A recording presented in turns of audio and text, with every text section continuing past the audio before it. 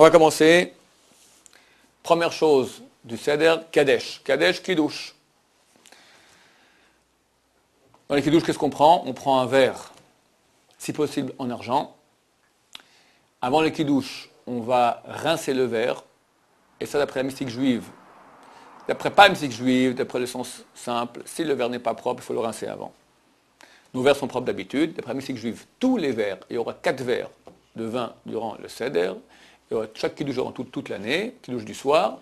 Il est bien, après la mystique juive, de le rincer à l'intérieur et à l'extérieur. À l'intérieur, en passant la main dedans. À l'extérieur, il suffit même de l'eau sans le rincer, d'après la mystique juive. Donc on va prendre son verre, si possible en argent, d'après la mystique juive. Et on va verser dedans du vin. Quel vin? Avant de voir peut-être le quel vin, on va expliquer à quel point il est important d'avoir du bon vin. Le vin, bon, quand je dis bon, c'est pas qu'il soit bon au goût, d'accord, bon du point de vue de la halakha, parce qu'on a mis ça très importante de 4 verres de vin. Un point tel Shulchan Aruch dit, un pauvre qui n'a pas de quoi s'acheter du vin, qui vende ses habits pour acheter du vin pour le soir de Pessah. Il y a une mitzvah très grande d'acheter du vin, on a 4 verres. Ces 4 verres seront répartis 2 avant le repas, 2 après le repas. Nous, la mystique juive, c'est une chose qui est très grande aussi, parce que la matzah qui est blanche, elle correspond c'est le mystère de la Torah, c'est le flux de Dieu qui vient, qui est pur, qui émet la vérité de Dieu, splendide. Mais nous aussi, il faut qu'il y ait un réveil de notre côté. Ça correspond, on prendra du vin rouge, c'est possible, comme on va l'expliquer, ça correspond à nous, c'est le mystère des Rabbanan. Tout ce qui est de la Torah vient de Dieu, ce qui est des Rabbanan, ça vient de nous. C'est des Rabbanan de faire les 4 verres de vin, on prendra du vin rouge et on en prendra 4. Pourquoi pas une fois? La matzah, il n'y a qu'une fois, normalement du point de vue de la Torah. 4 parce que Dieu, il envoie une fois un flux, ça suffit. Nous, pour nous réveiller sans cesse, on doit sans cesse nous réveiller, nous rapprocher vers Dieu. Donc il y aura un verre de vin avant la Haggadah, dans le Kiddush, un verre de vin à la fin de la Haggadah avant le repas, un verre de vin après Birkat Hamazon après le repas, et un verre de vin à la fin du Hallel, tout à la fin du soir du Seder. Ces 4 verres de vin sont obligatoires. Si quelqu'un y boit du vin et à cause de cela il tombe malade, alors il est désengagé de l'obligation. Mais s'il a des maux de tête, la Gemara dit que Rabba, jusqu'à Atzeres et jusqu'à Shavuot, il tenait sa tête comme ça avec des serviettes sur la tête serrées, à cause des maux de tête qu'il avait à cause de 4 verres de vin du soir du Seder. Et le jus de raisin? Alors on va y arriver. Ces 4 verres sont par rapport à quoi? Par rapport aux 4 langages que Dieu a employés lorsqu'il a dit à Moshe Rabbeinu, je vais sortir maintenant le peuple d'Israël d'Égypte. Vehotzeti, je vous sortirai. Vetzalti, je vous sauverai. Vegaalti, je vous sauverai aussi. Velakarti, je vous prendrai dans la terre que j'ai promis à vos ancêtres. Donc il y a 4 vers. On dit aussi par rapport aux 4 royautés dans lesquelles le peuple d'Israël a été en exil. Babylone, Perse, Grèce, Rome. Par rapport aux 4 vers de consolation que Dieu nous abreuvera à la fin des temps. Quand très bientôt vient le Mashiach, alors il y aura une grande consolation, il y aura beaucoup de bien, 4 vers qui vont nous faire boire de consolation. Par rapport aussi aux 4 générations desquelles Bnei Israël en Égypte ont été les Gilgulim, ont été les réincarnations. Pourquoi est-ce que le peuple d'Israël, qui n'a rien fait à personne, il va 210 ans d'esclavage en Égypte? C'est pas très gentil, hein? Et où est la justice de Dieu? C'est pas 5-6 ans de Shoah. C'était 210 ans d'esclavage d'univers concentrationnaire égyptien. Tous les jours, Pharaon, il faisait un bain où il égorgeait 300 petits bébés et il était lépreux pour guérir d'une seule lèpre, il faire un bain dans un bain de sang. Et quand il manquait une pierre, on prenait le gosse du juif, on le mettait à la place de la pierre. C'était presque comme Auschwitz, d'accord? Qu'est-ce qu'on a fait? Alors, la mystique juive nous dit, sache que ces âmes-là qui sont venues de Béné Israël sont les réincarnations de 4 générations qui ont fait des péchés terribles. La génération de Enoch, le petit-fils de Adam, à leur époque, les hommes ont commencé à faire l'idolâtrie, Avodah Zarah. Ensuite, génération du Maboul. Maboul, c'est le déluge. Ensuite, génération de Sodome, les Sodoméens, d'accord, Sodome Varmora. Et 4e du Dor Haflaga. Haflaga, c'est la tour de Babel. Ces 4 générations qui sont revenues chaque fois en Gilgul et ont encore enfoncé, il fallait réparer tout pour pouvoir recevoir, ce sont les âmes du Bnei Israël qui étaient dans ces générations-là, parce que la Torah nous raconte cette histoire-là, ce n'est pas une histoire préhistorique, c'est l'histoire de la réalité des âmes, et on sort d'Égypte pour recevoir la Torah, et là, tout le tikkun, la réparation a été faite. D'ailleurs, le Rav Frida a donné un très beau signe qu'il faut que je retrouve, oui, c'est marqué dans la Torah, Hamotzi etrem mitachat silot mitzrayim, il y a un verset. Dieu qui vous a sorti des souffrances d'Égypte. Hamotzi etrem mitzlot mitzrayim. Tu prends les premières lettres de chacun de ces mots-là. Hamotzi, hey, c'est haflaga. Etrem, aleph, c'est enosh. Misivlot, c'est maboul. Misivlot, mitachat, pardon, c'est maboul. Sivlot, c'est sdom. On a les rachetevot et acrostiches premières lettres de ces 4 générations-là. Donc par rapport à ces 4 générations, on prendra ces 4 verres de vin. Et bien sûr, au niveau de la mystique juive, il y a sûrement des choses beaucoup plus profondes, ça correspond à la bina, des choses que je ne sais pas ce que c'est, qui sont très très hautes.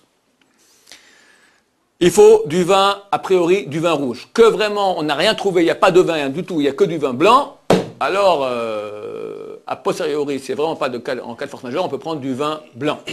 Pourquoi tous ces souvenirs sont symbolisés par du vin? Un verre de vin. Ça aurait pu être en dessous de matzah. Au niveau de la mystique juive, le verre de vin rouge correspond au dinim. Bina aussi, c'est dinim, c'est-à-dire la rigueur. C'est pour cela qu'avant le kiddush, tous les shabbats soirs, et là aussi, avant ce kiddush-là, on versera aussi 3 gouttes de l'eau. L'eau, c'est chesed. Ça vient adoucir la rigueur. Pourquoi 3? C'est dans des détails kabbalistiques. Vous n'avez pas parlé du jus de raisin. Alors, j'y arrive. Alors, a priori, quels sont les ordres maintenant? A priori, on prend du vrai... voilà, je vais vous dire maintenant en ordre. Du mieux au moins bien. Tu veux le moins bien d'abord ou le mieux? On va commencer par le mieux. Du jus de raisin sans cesse, alors tu me pousses vers... Bon. Alors, le meilleur, c'est du vin rouge qui n'a pas été cuit. D'après Maïmonide, Rambam. Le vin cuit n'est pas valable pour le kiddush. Et ni pour les 4 verres de Pessah. Pourquoi? Parce qu'il faut un vin qu'on puisse, au niveau de l'époque du temple, ou dans l'idolâtrie Chas et Shalom, un vin qu'on puisse en faire une libation. À l'époque, on faisait des libations de vin dans le temple. Si le vin était cuit, il n'est pas valable. Donc on veut un vrai vin. Vrai vin, c'est qu'il n'est pas cuit. D'après la mystique juive, j'ai dit, et c'est obligatoire seulement en cas de force majeure autrement, mais du vin rouge. Donc du vin rouge non cuit, ça c'est le mieux. C'est quoi du vin non cuit aujourd'hui? C'est du padou? C'est quoi? Ça n'existe pas? Bien sûr, du Golan. Carmel. Golan. Le Golan, il est pas cuit. Carmel a commencé à faire parce qu'il y a la concurrence avec Golan. Yarden, je vais prendre des pourcentages sur Internet, d'accord, mais tu prends, hein? Même en France, tu as... Non, c'est pas du vin doux. qui n'a pas, c'est pas marqué Mevouchal, c'est pas pasteurisé, ça n'a pas été pasteurisé. Du vin. Prends un vin, prends un Bordeaux non cachère, un Beaujolais Saint-Émilion en 1942, d'accord, si tu le cuis, tu l'as tué.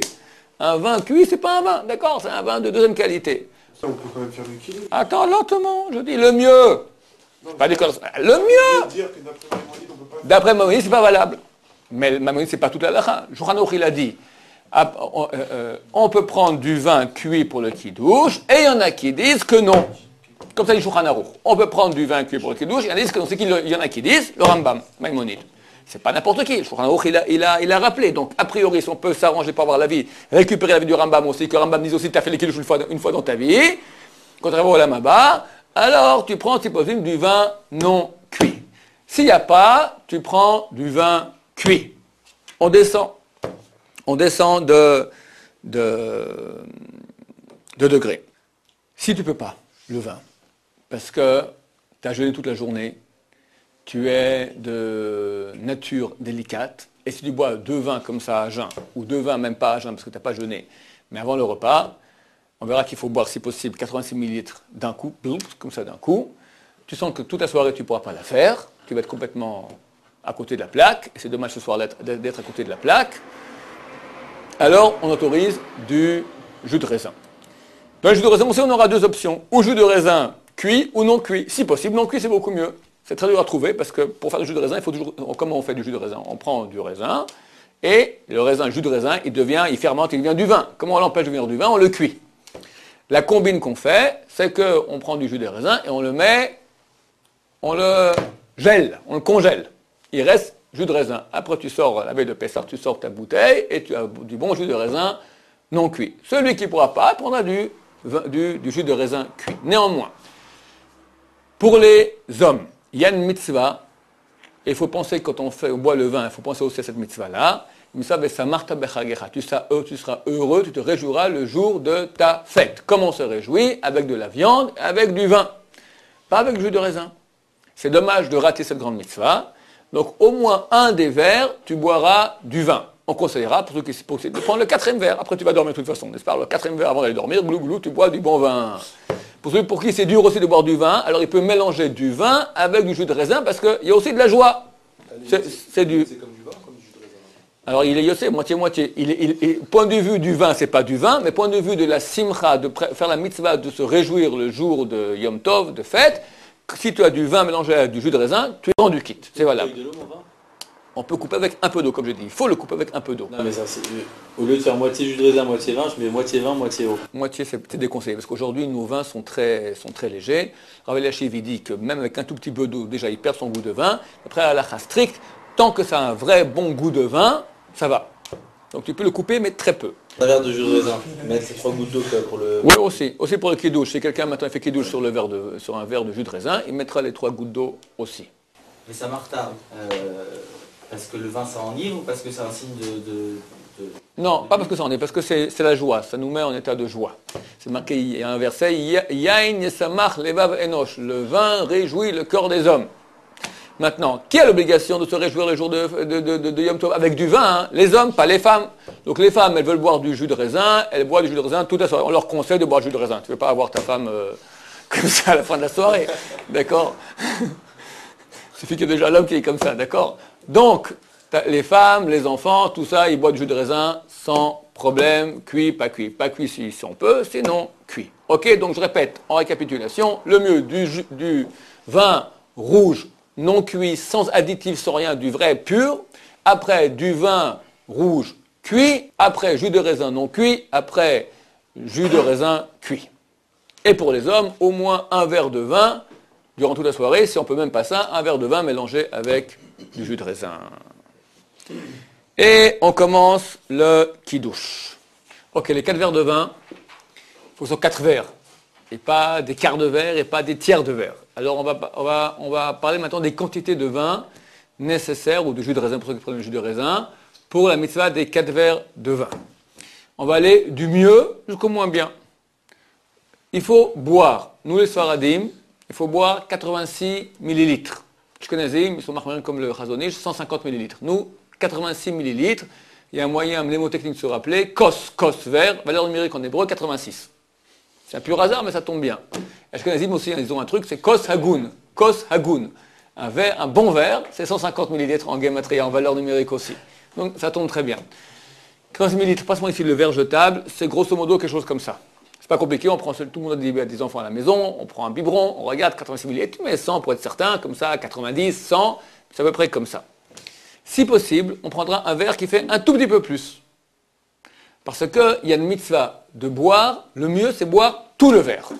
Tout le verre. C'est un verre qui fait 3 décis, t'es KO. Il y a une mitzvah, d'après le Rosh le Tosfot, la halakha n'est pas comme ça. Shulchan Aruch il dit, tu bois ou tout ou la majorité. Mais il y a un avis quand même des avis de grands Rishonim, Tosfot et le Rosh, qui disent que de boire tout le verre, sinon on n'est pas rendu quitte. Donc pour être le mieux si possible, si quelqu'un veut faire le mieux, il doit boire tout le verre. Pour ne pas nous rendre la vie trop difficile, on prendra un verre qui a le minimum requis, au moins 86 millilitres. Ça c'est le mieux. Si quelqu'un ne peut pas boire, n'a pas de petit verre, qui prend un grand verre, il ne veut pas boire tout le grand verre, alors qu'il boit au moins la majorité de ce verre, et que dans la majorité, il y ait 86 millilitres. Deuxième choix, solution de deuxième choix, tu bois dans un grand verre, il faut en boire la majorité, pas tout, donc tu n'as plus l'avis du Roche et d'autres qui sont avec toi, tu prends que la majorité, mais il faut au moins qu'il y ait 86 millilitres.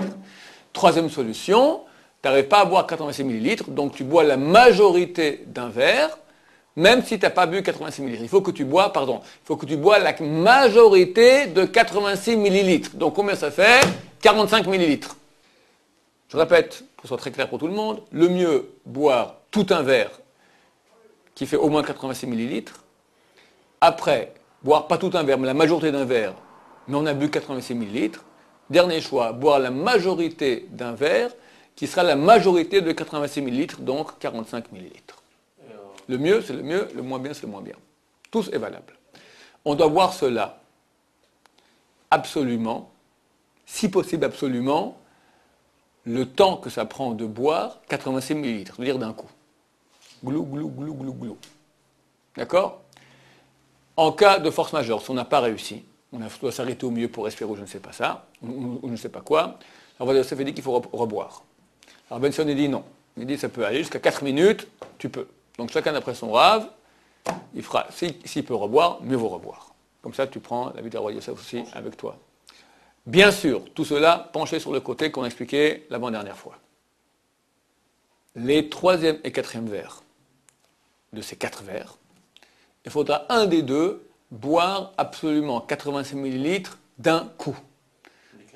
Le 3e ou le 4e verre des 4 verres. Pourquoi? Parce que tout à la fin de la Gada, on fait la bracha achrona, la dernière bracha sur le vin qu'on a bu. On fait bracha achrona que si on a bu 86 millilitres d'un coup. Donc il faudra boire 86 millilitres d'un coup, au moins ou au 3e ou au 4e, pour que la bracha qu'on fait après le 4e, elle soit sur le 3e ou sur le 4e. Ça vaut la peine, pas obligatoire, mais ça vaut la peine. Il y a un petit problème, c'est qu'on fait le kiddush, et on a une loi qui dit « En kiddush là même comme souda ». On fait le kiddush que quand on va manger. Alors, le problème, c'est que tu bois, et tu vas manger quand? Dans 2 heures. En passant, tu prends un petit carpas, un petit morceau de céleri, tout petit comme on verra. À part ça, niet. Alors oui, il est où le kiddush au moment où tu vas manger? Il y a un avis qui dit que lorsque tu bois 86 millilitres de vin, c'est considéré comme un repas. C'est Rabbeinu Tam qui dit comme ça. Donc, ça vaut la peine que le premier verre aussi, on boit 86 millilitres d'un coup, comme ça on gagne aussi l'avis, cet avis-là qui dit que j'ai fait le kiddush à l'endroit où je mange, au moment où je vais manger. Mais c'est pas obligatoire, c'est pour faire vraiment le mieux. Un enfant, quelqu'un qui a moins de 13 ans pour un garçon, moins de 12 ans pour une fille, on va le faire boire maintenant 86 millilitres de vin, d'accord, même du jus de raisin, il n'est pas obligé. Il est obligé, le minimum qu'il doit, c'est boire, on appelle ça melologmav. Melologmav, c'est la majorité de sa bouche. Donc il met maintenant, d'un côté, il met du liquide, combien ça rentre? S'il a bu ça, ça va. Combien c'est? Ça dépend d'après volume de l'ajout du gosse. Bon, alors, une fois qu'on sait maintenant quel vin on a, quel vin on doit prendre, dans quel verre on doit prendre, comment on s'y prend? Alors, comme je l'ai expliqué, on met 3 gouttes de vin, d'eau dans le vin. On a auparavant rincé le verre, et il est important, le soir du Seder, que ce n'est pas nous-mêmes qui servions le verre, mais quelqu'un d'autre. Parce que tu es un roi. Un roi se sert tout seul. Un roi, il a des gens autour qui le servent. Alors, chacun servira à son voisin. Et si tu fais le Seder avec tes parents, tu verses à tes parents et tu penses que la mitzvah assez de la Torah, de Kibud Avem. C'est comment honorer son père et sa mère. Le meilleur honorer, c'est marqué le nourrir et lui donner à boire. Donc là, tu as l'occasion. Allez, non seulement tu peux le faire, tu fais la mitzvah de la Torah, de Kibud Avem, de honorer son père et sa mère. En plus, tu fais la mitzvah du Seder où on doit se servir l'un l'autre. Et là, on va se lever, tout le monde se lève avec le maître de maison à son verre de vin, chacun a son verre de vin, différemment qu'au kiddush où un a le verre de vin pour tout le monde, là chacun a son verre de vin. Main droite, on le tient dans la main droite, même ceux qui sont gauchers d'après la mystique juive, ils tiennent dans leur verre dans la main droite. C'est bien après la mystique juive de tenir avec les 5 doigts comme ça, d'accord? Attention de ne pas renverser sur la belle nappe blanche du soir du Seder, et on fait le kiddush. Maintenant, il faut penser beaucoup de choses pendant ce kiddush-là. Le maître de maison qui dit le kiddush doit penser rendre quitte l'assemblée. L'assemblée qui écoute doit penser être rendue quitte par le kiddush que dit le maître de maison. C'est pour cela que l'assemblée ne répondra pas Baruch Hu d'après les décisionnaires Sfarad ici en Israël. La coutume marocaine qui dit qu'on peut oui dire, alors ils continueront à le dire, c'est pas un problème. On répondra Amen au brachot. Il y a une bracha de Shechianu. Shechianu, Vigano Zmanazé. On remercie Dieu qu'on a pu exister, vivre jusqu'à ce moment-là. On rend quitte. Pourquoi on fait cette bracha? que Dieu nous a fait exister jusqu'à ce moment-là de la fête. On rend quitte la fête. Mais en plus de cela, il faut penser. Rendre quitte celui qui n'avait pas un nouveau fruit pour l'abdikat hametz. On a vu que l'abdikat hametz qu'on a fait il y a 24 heures exactement. Il fallait faire, si possible, shechianu sur un fruit nouveau, un nouvel habit. Si on n'avait pas, alors on shechianu du kiddush, on pense rendre quitte l'abdikat hametz de hier. Et on pense rendre quitte les grandes mitzvahs de cette soirée, qui sont le manger la matzah, manger le maror et raconter la sortie d'Égypte. Donc on pense rendre quitte toutes les mitzvahs qu'il y aura ce soir, dans ce shechianu aussi. Comment on peut rendre quitte Rétroactivement, c'est mieux que rien. Maintenant, le maître de maison et l'assemblée devra penser aussi qu'ils sont rendus quitte du kiddush mitzvah des rabbanan de faire kiddush à Yom Tov, qu'ils sont rendus quitte maintenant quand ils vont boire le vin, qu'ils boivent le premier vin des 4 verres mitzvah des rabbanan du seder de boire 4 verres de vin. C'est bien, et moi j'appelle ça toujours à ma famille quand je fais le kiddush, quand on fait le kiddush, de penser 2 choses. Pensez d'abord la bracha qu'on fait boré près à Geffen, elle est valable pour toute la maison. D'après le Shulchan Aruch, si quelqu'un quitte la chambre, il doit refaire la bracha. Mais après l'Ashkenazi, il ne doit pas la refaire. On est en doute. Donc chaque fois qu'on fait une bracha, il faut penser qu'on fait pour toute la maison. Si tu penses, quand tu fais la bracha boré près à Geffen, boré près à quoi que tu fasses, que c'est pour toute la maison, il n'y a pas de problème de sortir d'une chambre à une autre. Alors forcément, on va sortir du salon maintenant, où on fait le soir du seder, pour aller se laver les mains. Donc tu reviens maintenant, tu as problème de boire du vin. D'après le Shulchan Aruch, tu dois refaire la bracha. Mais après le Réma, tu ne peux pas refaire la bracha. Donc tu as un problème de doute de brachot, c'est un problème. Donc qu'est-ce qu'on fait? Avant les kiddush, on rappellera à l'assemblée, pensez maintenant que la bracha du Geffen, elle est pour toute la maison. Première chose qu'il faut penser. Deuxième, pensez aussi que par la bracha maintenant du kiddush, je rends quitte toutes les boissons qu'on va boire jusqu'au Birkat Hamazon, c'est-à-dire dans 3 heures. C'est-à-dire le 2e verre de vin et toutes les boissons, Coca-Cola, qu'est-ce que j'en sais, toutes ces inventions qu'il y a pendant le repas. C'est bien de les rendre quittes avec le verre de vin de maintenant. En tout cas, le verre qui vient après, le verre de vin qui est après, c'est obligatoire de penser rendre quitte. Mais c'est bien aussi de penser rendre quitte toutes les boissons qu'il y aura durant le repas. C'est beaucoup de choses auxquelles il faut penser. Il faut que le maître de maison note cela sur un papier avant lui. Moi, dans ma gare de Pessah, c'est tout marqué. Et quand je vais préparer le shiur maintenant, j'ai pris ma gare de Pessah, j'ai recopié ça. D'accord? Tout ce qu'on doit dire aux gens, tout ce qu'il faut penser, beaucoup de choses. Oui. Il ne faut pas aussi penser à Shechianu, rendre quitte le maror et la matzah. J'ai dit ça. Je l'ai dit, mon cher ami. Et dernière chose qu'il faudra rappeler avant le kiddush, où le maître de maison, dès qu'il a fini, il fait que tout le monde le regarde, il se met de côté pour pas que les gens aient besoin de reprendre un 2e verre de vin. C'est important de le boire, comme j'expliquais, de le boire de côté. Oui. En faisant la bracha sur le kiddush, on décide également de se rendre quitte pour les autres boissons. C'est valable pour tous les kiddush ou juste... Oui, pour tous les kiddush, absolument.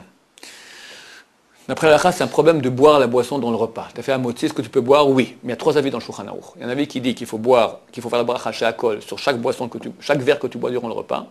Un avis qui dit qu'une fois ça suffit. Un avis qui dit que pas besoin. Vu qu'on a un safek brachot, on a un doute si on fait la bracha oui ou non, donc on ne le fait pas. Mais d'après la halakha, tu as quand même un doute. Peut-être tu bois maintenant sans bracha. Le mieux, c'est boire, si tu bois du vin pendant le repas ou avant le repas, tu penses rendre quitte tout ce qu'il y aura, toutes les boissons qu'il y a dans le repas. Et comme ça, tu as réglé le problème. Ok, on a vu le kiddush, on continue. Les Ashkenazim, ils refont la bracha. Oui, Ashkenazim refont pour chaque verre de vin, ils refont la bracha. Nous pas, donc on devra penser rendre quitte le 2e verre. Après le kiddush, c'est bien d'avoir dans sa poche des bonbons qu'on donne aux enfants pour les stimuler maintenant, parce que les pauvres doivent tenir maintenant 2 heures pour la suite des opérations du seder. Donc ça vaut la peine d'avoir sa cargaison de bonbons pour réveiller les enfants. La faculté de réveiller des bonbons est absolument stupéfiante. Celui qui est affamé, c'est marqué dans le Shulchan Aruch qu'on doit manger la matzah avec appétit. Donc c'est bien d'être affamé. Celui qui est trop affamé, il ne peut pas, il a mal à la tête, il a jeûné toute la journée, il ne peut pas. Alors il est permis, entre le kiddush et le karpas. Karpas, c'est une opération qu'on va faire tout de suite, qu'on verra dans quelques minutes. Entre les deux, il est permis de manger jusqu'à kabetza, c'est-à-dire jusqu'à 54 millilitres de nourriture. Prends un œuf, prends un peu de riz, ce que tu veux, c'est bien. Tu fais la bracha avant, boré minamzonot sur du riz, chakonim bilbaro sur de l'œuf, et tu fais la bracha achron, la dernière bracha après que tu aies mangé. Si tu as mangé plus d'une quantité de 28 millilitres, la boîte d'allumettes universelle, son volume, tu fais la bracha achron, tu fais la bracha après. Donc, tu mangeras ce que tu veux. Si tu as mangé 28 millilitres, tu fais bracha achron, et pas plus que 54 millilitres. Ça, pour les gens qui ont faim. Après, on ne mange plus jusqu'au repas. Et ça, seulement pour les gens qui ont faim. C'est possible, on ne mange pas du tout. Entre le kiddush et le karpas. Après le kiddush, on a urechatz. Urechatz, on va se laver les mains. Pourquoi on va se laver les mains? Pas pour manger, parce qu'on ne va pas manger maintenant le pain. On va prendre un morceau de légumes qu'on va tremper dans de l'eau. Il y en a qui prennent de l'eau salée, il y en a qui prennent du vinaigre, il y en a qui prennent du jus de citron. Dans tous les cas, il faudra que dans ces jus de citron et dans ces vinaigres et dans ces eaux salées, qu'il y ait une majorité d'eau. Parce qu'il y a une loi que chaque juif est censé faire, et nous le faisons chaque fois. Lorsqu'on mange n'importe quel plat qui est mouillé dans un des 7 sortes de liquides, il y a le vin, il y a tchachaddam. Le vin, le sang, l'huile d'olive, le lait, la rosée, le miel d'abeille, et même c'est maïm, l'eau. Quand tu manges n'importe quel aliment qui est mouillé par un de ces 7 liquides, il est nécessaire d'après la loi de se laver les mains sans faire la bracha. Il y a des poskim qui disent qu'il faut faire la bracha, et qui disent que non, vu que c'est un safek, qu'on ne fait pas la bracha.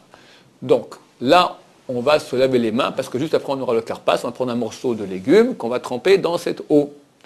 Et vu qu'il est mouillé, donc on va se laver les mains. Tout le monde se lève, va se laver les mains, et le gosse s'attend à ce que maintenant on fasse une salade de daim, on va manger le pain, du coup on prend un petit morceau de céleri. Alors ça on arrive à la 3e étape, kadesh ochatz, karpas. Karpas, c'est du céleri. En hébreu, karpas signifie céleri. C'est pas obligatoire du céleri. On va prendre n'importe quel légume. Le but de l'opération, c'est faire boré pri adama. On va faire boré pri adama la bracha là-dessus. On va penser rendre quitte le maror qu'on mange durant le repas. Le maror, vu qu'il ne vient pas avec le pain, c'est une chose, on le mange tout seul comme ça, ce morceau de salade. Alors il n'est pas rendu quitte d'après certains poskim par le pain, par le hamotzi. D'après certains poskim, il est oui rendu quitte. Pour nous sauver du problème, on prend un morceau de légumes et on fait boré pri adama, on pense rendre quitte le maror. Ça sera dans 2 heures, mais on pense le rendre quitte maintenant. On se lave les mains, on prend le karpas, on le trempe dans l'eau, on fait boré pri adama et on pense rendre quitte le maror. Comme je dis, on peut prendre n'importe quel légume, parce que boré pri adama, ça marche pour n'importe quel légume. Mais d'après la mystique juive, il faut prendre du karpas précisément, du karpas du céleri. Il y a des raisons très profondes là-dedans. Nous, on ne connaît pas ces raisons. Le Midrash était une chose sympathique. Karpas, j'ai déjà expliqué dans la Kéhara, Karpas, Mecher Pas, ça rappelle la vente de Yosef avec pour une tunique Pas, qui avait des passim. Passim, ce sont des bandes. Si possible, on prendra donc, pas si possible, il est nécessaire de prendre du Karpas moins de kazaït. On ne va pas faire bracha achona. On veut faire maintenant boré pri adama pour rendre quitte le maror. Donc si tu prends une quantité de karpas trop grande, tu devras faire bracha achona. Dans 2 heures, tu vas manger la suite. Si j'ai mangé maintenant une chose de kazaït, d'un volume d'une boîte d'allumettes, je dois faire bracha achona. Combien de temps après? Au maximum, je peux attendre 1h12. Vu qu'il y a beaucoup de chances que tu vas dépasser 1h12, alors tu ne peux pas maintenant manger kazaït, parce que si tu manges kazaït, il faut faire bracha achona, et tu fais bracha achona, la bracha rishona que tu as fait, la première bracha que tu as fait, elle est plus valable pour le maror. Compliqué ou vous comprenez ou c'est trop compliqué? On va faire moti après sur la matzah. Oui. Or, après, ce sera donc le birkat hamazon. Il acquittera tout Tu vas le lui manger brachot avant, qu'on a aussi. fait. Oui. Et comme on va continuer Mais après, si- on va manger le maror après. Donc, il y aura Non, plus mais une si je mange activité maintenant, de 60. moi je mange maintenant un concombre. Tu manges un concombre entier. Tu peux faire maintenant bracha achona sur le concombre dans 3 heures? Non, mais quand j'ai mangé du maror dans moins de 2 heures, ça va. 2 heures! 2 heures! Tu as mangé un concombre, tu fais bracha achona dans 2 heures, bracha le batala. Dans Alors- moins d'1 heure, j'ai mangé du maror. Mais non, t'as une agala qui fait au moins 1h30. Avec la matzah, avec le truc, avec le medilat daim. Ouais, t'as un programme, mon vieux. Alors, si tu fais bracha achona, si tu vas manger maintenant kazaït de céleri, tu rentres dans un problème. Tu dois faire bracha achona. Ce bracha achona, tout le pourquoi du karpas, je rends quitte maintenant le boré pri adama du maror, il est fiché en l'air. Donc, il est nécessaire de prendre du karpas, même qu'on a faim, on en prend peu. Maintenant, combien? Moins de kazaït, moins de 28 millilitres. Maintenant, sachez qu'il y a une marloquette, c'est combien kazaït? Le Rambam dit c'est 19 millilitres. Celui qui veut faire mieux, il prend un tout petit morceau de céleri minuscule, moins de 19 millilitres, rien, comme ça, et il le trempe, bon après Adama, il pense qu'on quitte. Ok, ça c'est le mieux. C'est clair? C'est dans de l'eau salée qu'il faut le tremper? L'eau salée, ou de l'eau du citron, ou du vinaigre, mais que c'est vinaigre ou jus de citron, il faut qu'il y ait une majorité d'eau, parce que le jus de citron et le vinaigre ne sont pas considérés comme un des 7 liquides. L'eau, l'eau salée, on peut la préparer pendant la fête? On peut, c'est mieux de le préparer avant. Si c'est Shabbat, on peut pas. Si c'est la fête, on peut. Mais c'est mieux, on prépare tout avant. Que tu as le temps d'aller maintenant préparer l'eau salée, on prépare tout avant. Si possible. Maintenant, est-ce qu'on mange le céleri couché sur le côté? Oui ou non? Marloquette. Il y en a qui disent que oui, il y en a qui disent que non. Qu'est-ce qu'on fait? On fait les deux. Tu prends un peu tout droit et un peu couché. Comme ça, tu as fait les deux avis. C'est bon? Comme ça dit le Rabbi Abba Shaul, vous êtes sale. Après, on a Yahatz. Yahatz, on prend la matzah qui est au milieu des 3 matzot et on la partage en 2. La petite tranche, on la met de nouveau entre les 2 matzot qui étaient restantes. Et c'est sur celle-là qu'on fera la mitzvah de matzah, de manger la matzah dans le repas. Et l'autre, la grande moitié, on la cache.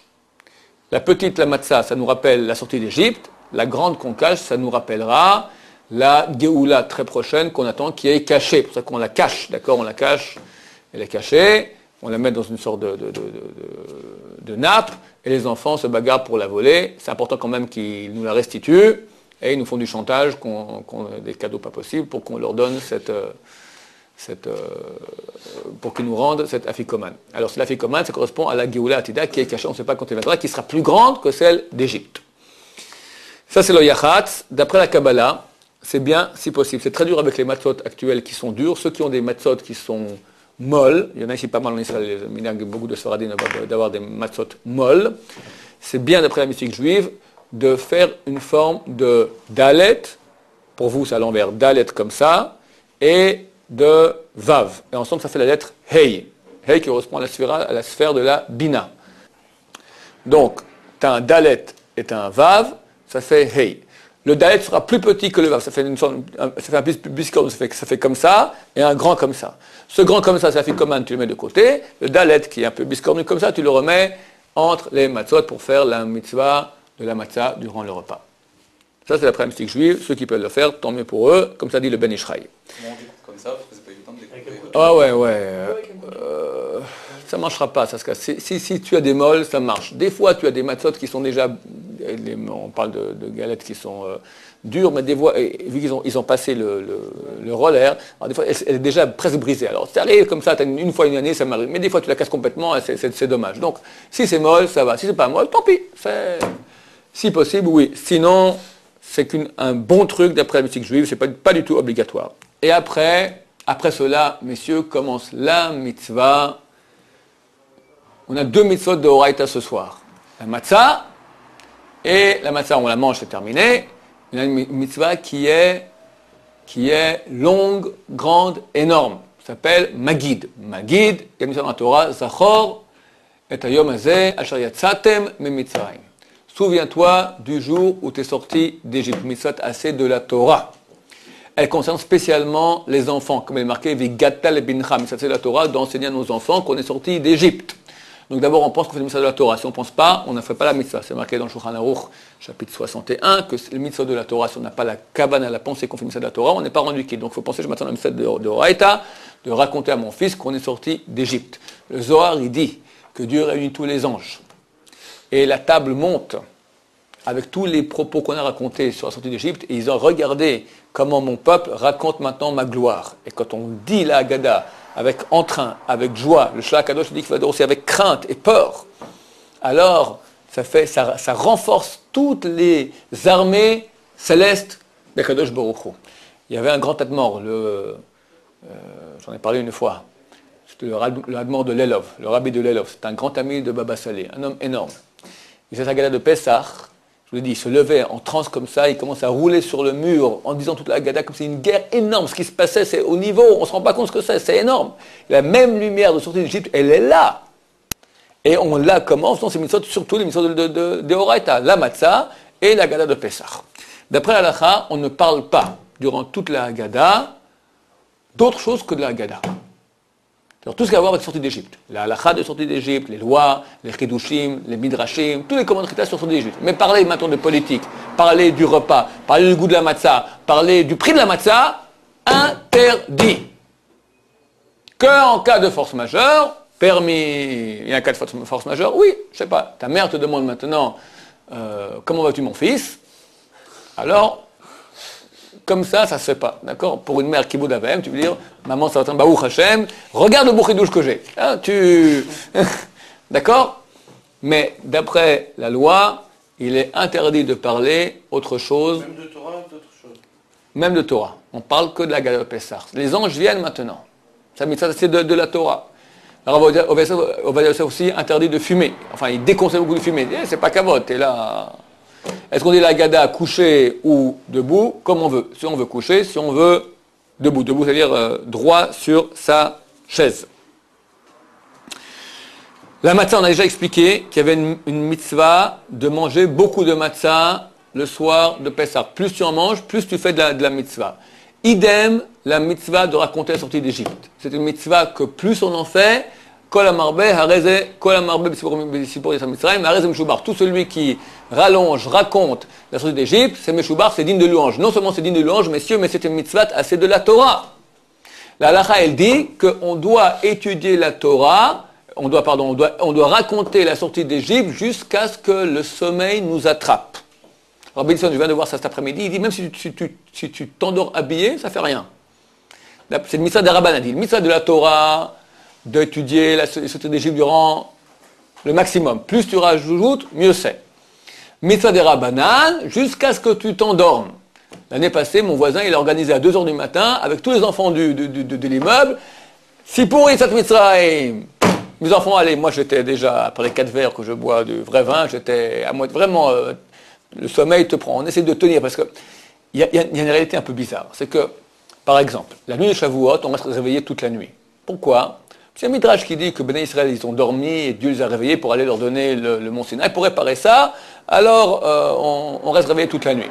Rosh Hashanah, on dit qu'on est juillet la nuit. C'est un minhag, c'est marqué dans le Zohar que c'est bien de rester étudier. Les chassidim restent étudier toute la nuit. Et tout Am Israël est réveillé toute la nuit. Le soir de Pessah, tout le monde finit le dernier verre de vin. Chad Gadia, bloup, bloup, au lit. Et là, c'est une mitzvah de la Torah. Une obligation des Rabbanan de raconter sortie d'Égypte jusqu'à ce que tu t'endormes. Shipé, comment c'est, l'artov signifie que tu as été kidnappé, tu es kidnappé par le sommeil. Comment commence la Haggadah de Pessah? Que Rabbi Akiva, Rabbi Elazar ben Nazar, etc., tous ils étaient, les 4 à Bnei Brak, ils ont étudié Yetzat Mitzrayim jusqu'au petit matin, les ailes sont venues, le temps de Shema est arrivé, le soleil se lève. C'est comme ça qu'il faut faire si possible. Mon Chavouta qui était minute m'a raconté que eux, toute la nuit, ils restent réveillés, ils chantent Shir HaShirim, chaque verset des heures, après ils font Michelet, après ils se lèvent au net, ils se lèvent pas, ils sont déjà là, ils vont au net, et après les nets, ils disent encore tout un autre livre. Enfin, il n'y a pas à dormir. Pas dormir pour eux. Et nous, tout le monde va dormir. Donc, si possible, le maximum, raconter. Durant la soirée, durant la Haggadah, pendant le repas, après le repas, c'est la grande mitzvah de la soirée. Minuterie, pas de minuterie. On laisse toute la nuit, on laisse la lumière. L'essentiel, comme j'ai dit, de cette mitzvah, c'est avec les enfants. Les enfants, c'est notre futur, c'est l'éternité d'Israël. Le peuple d'Israël comparé à une pierre, la pierre ne change jamais. La pierre se dit en hébreu Even. Even dit Rashi dans le verset, dans Parashat Vayechi, les brachot que donne Yaakov à Yosef. Alors c'est marqué Roé Even Israël. Le peuple d'Israël comparé à une pierre, Rashi dit là-bas Even, c'est les contractions du mot Av Ben, père, fils. Notre éternité, elle passe par le fait que le père enseigne à son fils qu'on est sorti d'Égypte. Ce soir, mon fils, sache, nous sommes devenus le peuple. Dieu nous a choisis parmi tous les peuples pour donner la Torah. On aurait resté en esclavage de la matérialité, dans l'étroitesse de la matérialité, et Dieu nous a sortis pour nous donner l'éternité. On est un peuple éternel. Et il faut raconter à son fils dans le langage qu'il comprend. Un enfant de 4 ans, alors c'est en faisant le clown. Un enfant de 18 ans, c'est avec des mots chidushim. Mais il faut adapter. L'essentiel, c'est faire vibrer les enfants. Les souvenirs qu'ils ont du Seder, ça reste toute leur vie. Quand demain il aura une épreuve de oui ou non Torah, l'intensité que tu auras donnée dans le soir du Seder, ça lui restera, c'est imprimé dans son subconscient, dans son âme pour toujours. C'est la grande histoire, c'est ça. Le peuple juif est devenu peuple à la sortie d'Égypte. C'est ce soir-là que c'est passé. Et cette lumière, comme je le redis, elle est arrivée à ce moment-là. Et on veut la faire passer dans nos enfants. On fait tellement de grandes mythes, tout ce qu'on fait aujourd'hui, qu'on fait le Karpas, qu'on fait 2 fois l'Intelet Daim, qu'on verra après, on prend la Kiara, le plateau, on le fait partir, on fait revenir, Manécha, toutes ces choses-là, rien que pour les enfants qui soient là. C'est le but du peuple d'Israël ce soir-là. On n'a pas de nuit aussi grande que cette nuit-là. Comme je dis, on dit le Hallel, on doit réveiller toute la nuit, c'est la seule fois où on doit être réveillé, c'est une mitzvah de Rabban obligatoire, si possible de rester toute la nuit. Donc c'est une nuit importante. Tout cela pour nos enfants, parce que là on est sorti d'Égypte. Faut être mitkaven quand on est en train d'accomplir ses mitzvot. J'ai dit, mitzvah de la Torah, de Vegata lebincha, tu enseigneras à ton fils. Et Zachor, souviens-toi du jour où tu es sorti d'Égypte. On ne peut pas faire durer si longtemps parce qu'il n'y a pas une heure limite pour manger la ficomane. Alors le récit se fera, la Haggadah, il faut être intelligent pour voir combien de temps tu laisses pour le repas, pour la ficomane, pour le Hallel, parce que si possible il faut finir le Hallel avant Chatzot, mais tu as toute la nuit après toi mon cher ami.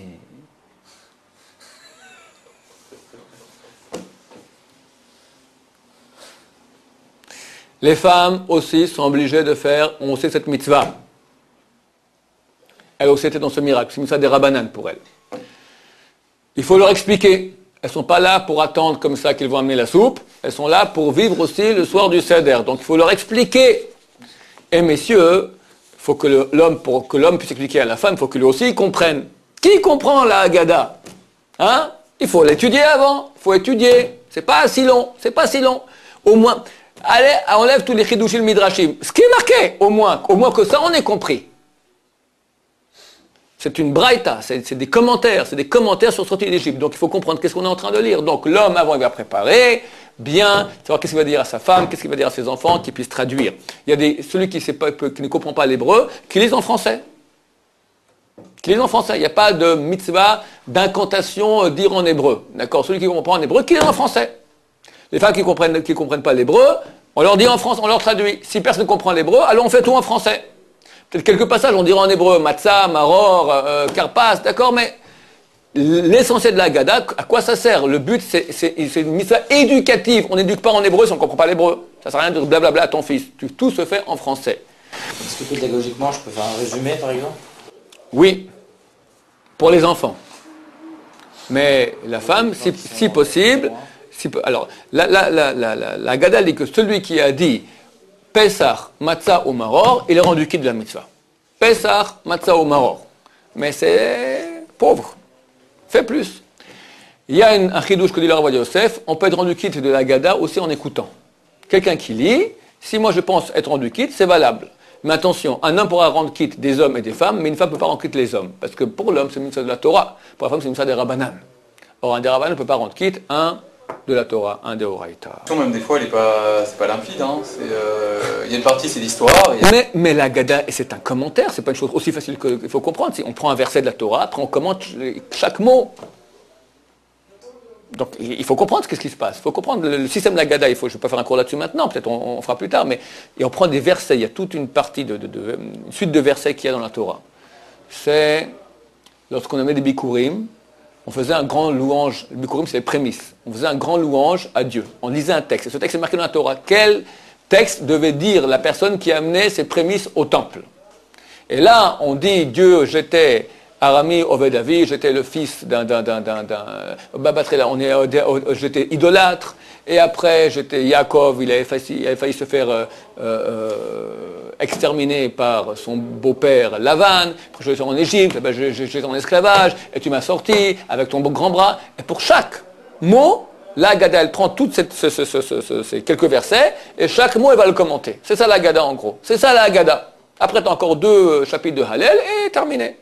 Donc, il faut comprendre comment fonctionne et quelle est l'articulation de la Haggadah. Comme je vais t'expliquer maintenant. Alors, comment commence la Haggadah? on commence avec un verset en araméen, Ha lachmania, voici le pain de pauvreté qu'ont mangé nos ancêtres en Égypte. On prend le pain de pauvreté, c'est donc la tranche qui est au milieu, qui est déjà coupée, la tranche, et on la montre. Ou bien, autre solution, on prend toute la kéhara, tout le plateau, et on le soulève. Ha lachmania, chacun fera cela avec sa coutume, comme il a la coutume de le faire. Dès qu'on a fini ce verset de l'Armania, on repose la matzah ou le plat et on fait 2 opérations pour réveiller l'étonnement des enfants. Première opération, on prend le plat et on dit au revoir, prenez le plat. Tu peux rajouter après, fini. Les gosses, ils sont comme ça. Qu'est-ce qui se passe? Ils ont un bon plat, comme ça, et tas de choses. On prend, on termine, on rentre on le met à la cuisine. Qu'est-ce qui se passe? Première chose. Deuxième chose, on reverse un verre de vin. Je vous rappelle, si possible, il faut le rincer à l'eau, et quelqu'un d'autre nous le verse. Comme, elle fait 2 fois qu'il douche, il est habitué qu'on fait un verre de vin. Un deuxième verre de vin, qu'est-ce qui se passe? Et là, les enfants se lèvent, c'est pas d'enfants les femmes, c'est pas les femmes les hommes, et on dit Manishtana. Manishtana, qu'est-ce qui est différent cette année? Il faut susciter la question. On fait ces 2 choses pour susciter la question. On déplace le plateau. Il y en a qui disent pas besoin de l'amener à la cuisine, on peut le poser de l'autre côté de la table. Ce qui est important, c'est que les enfants ne comprennent pas ce qui se passe. Et on reverse les verres de vin. Et donc, on a suscité la question, et on pose les 4 questions de Manishtana. Dès qu'on a fini Manishtana, on ramène le plateau. On donne aussi aux enfants quelques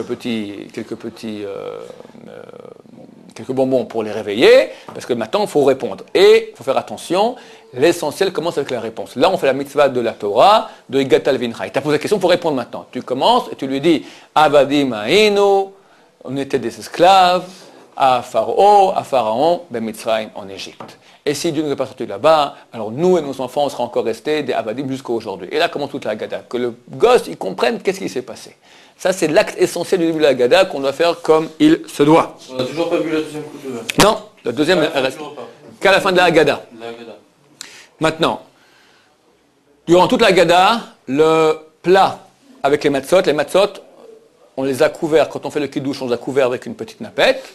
Après, on dégage les matzot, qu'elles soient ostensibles, vues de tous, pas couvertes, découvertes, et on fait toute la Haggadah. Dans la Haggadah, il y aura 2 passages où on soulève les verres de vin et on dit tous ensemble quelque chose. La première fois, c'est Vehi Shehamda, jusqu'à Vakajuh Baruch Hu Metzelanu Miyadam, c'est 2-3 versets. Quand on soulève le verre de vin, alors on recouvre les matzot. Après toute la fin de la Haggadah, c'est la fin de la fin, on fait une bracha, lefichach. C'est pour cela que nous devons remercier, louer, etc. Dieu. Là, nous devons prendre les verres de vin, parce qu'on va prendre les verres de vin et on va le boire. Là aussi, on recouvre les matzot. Ces 2 moments-là, donc, on recouvre les matzot, on soulève les verres de vin.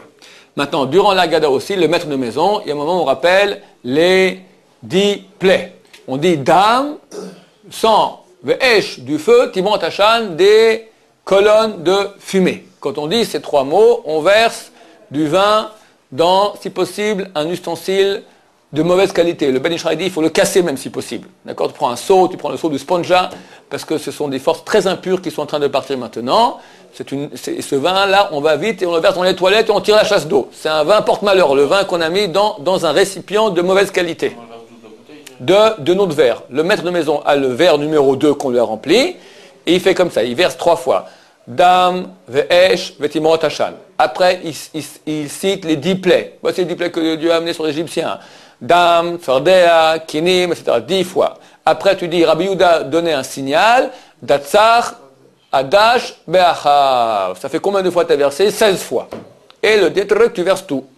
Les Ashkenazim, ils font avec le petit doigt comme ça. Nous, on fait tout le verre, tu verses tout ton verre. Tu prends vite le seau d'eau, le seau de vin, dans les toilettes, tu tires la chasse d'eau. Et c'est quel verre? C'est le verre qu'on s'est rempli, le deuxième? Ouais. Et on nous reverse du vin pour le deuxième verre. Et alors, tout le monde? Non. Il n'y a que le maître de maison qui fait cette opération. Et vu qu'il lui a vidé son verre, on remplit son verre de nouveau. Après cela, messieurs, nous finissons la Haggadah et tout le monde hop sur le côté, on boit le verre de vin d'un coup si possible. Et là, s'arrête la Haggadah et on commence le repas avec la grande mitzvah de matzah que nous traiterons demain, Yom Hashem. Baruch Adonai, Amen.